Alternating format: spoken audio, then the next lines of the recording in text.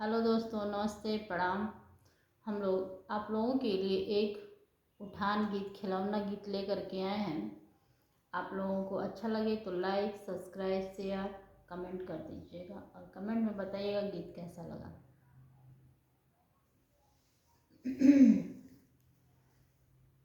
लहर लहर लहरा गइले हो गंगा जी के पनिया, लहर लहर लहरा गइले हो गंगा जी के पनिया।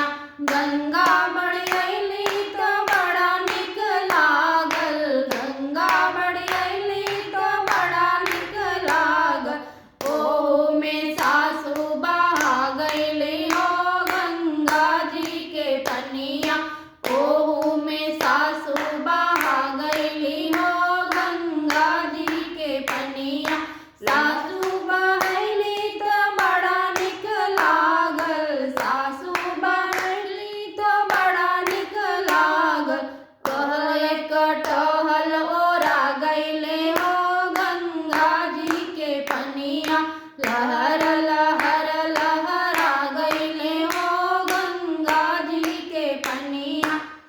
लहर लहर लहरा गइले हो गंगा जी के पनिया।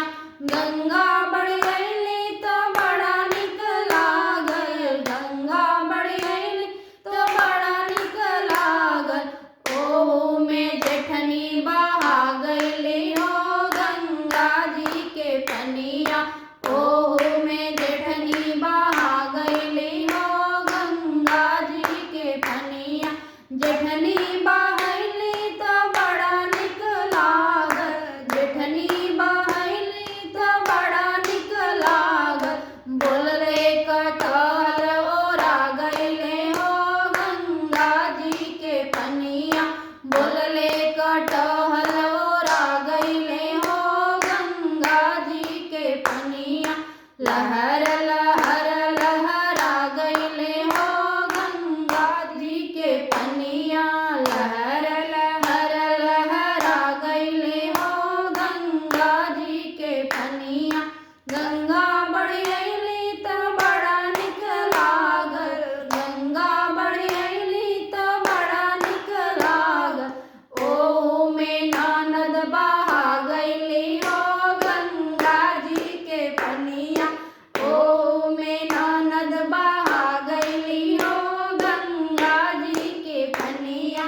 गंगा बढ़ अइली तो बड़ा निक लागल, गंगा बढ़ अइली तो बड़ा निक लागल।